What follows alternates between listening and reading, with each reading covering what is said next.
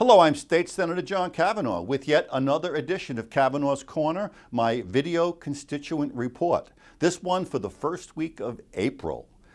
There's good news and bad news. Let's start with the good news. Governor Hobbs signed Representative Grantham's bill that makes it legal for people to prepare tamales in their home kitchen and sell them to stores or on the street.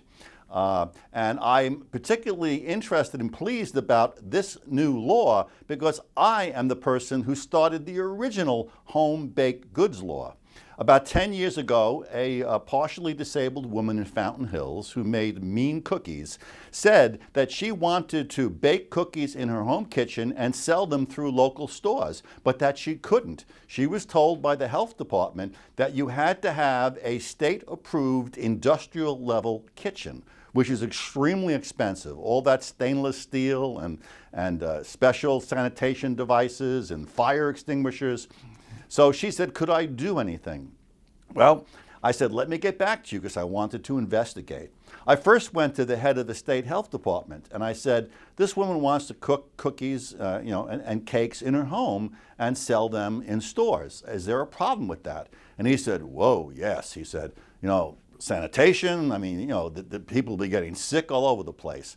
That didn't make too much sense to me because in my life I've made cookies and cakes at home and I'm still standing here breathing. So I then moved on and I spoke to the head of the Maricopa County Health Department, I believe it was Will Humble, and I asked him and he said, there's no problem doing that. He said, what's going to happen? It's a cookie. You find a cookie behind the couch. It's 3 weeks old. You eat it. Nothing happens. Maybe you chip your tooth. He says it's perfectly safe. And because of that, I wrote into law a bill that said people can bake cookies and cakes in their homes and resell them, so long as they take a really quick food handlers course available free online through the county health departments, and they also put a label on saying it was cooked in a home kitchen. And that was unbelievably successful. Me and my wife started going to food fairs and festivals, and there were people with tables selling all these great bakery goods that they made in their home. In these ensuing years, they've expanded it to include other types of goods, and now, the tamale. Of course, the governor signed this year after she vetoed it last year and got into a lot of hot water, especially with the Hispanic community. She recognized her mistake and she signed it into law this year. So that's the good news.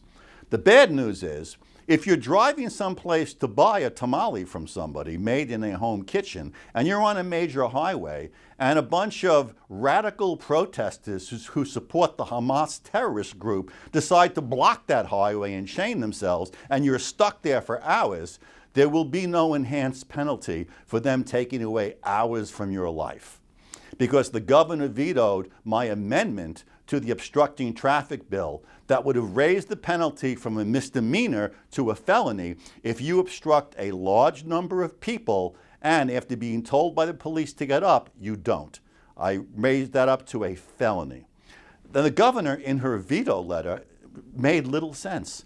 She said she vetoed it for constitutional reasons. There is no constitutional right to obstruct other people on the roadway. The obstructing traffic law has been on the books for decades, maybe going back to statehood days. And nobody has ever challenged these laws. All states have them. So there's no constitutional issue with saying to people, you can't obstruct traffic and inconvenience other people.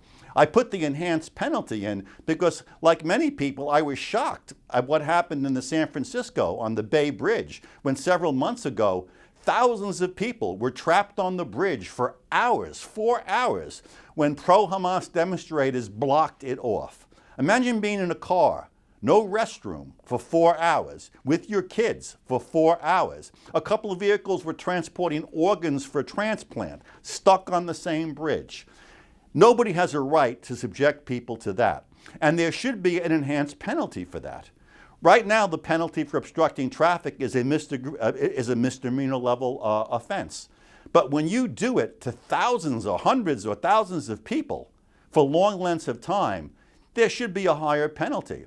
Just like if you punch somebody and give them a bruise, it's misdemeanor assault. If you slash somebody with a knife, it's felony assault. It's an established principle in law that the more serious the harm, the greater the penalty. Steal $10, petty larceny, misdemeanor. Steal $10,000, felony theft. And that's all I was doing, to deter and punish people who would trample everybody else's rights. But the governor vetoed it. Too bad. But don't worry, folks, because in 2 years I think we'll have a new Republican governor, and I intend to be here, and I'm going to rerun that bill and a lot of other good bills of mine that she's vetoed. And that's it for this edition of Kavanagh's Corner.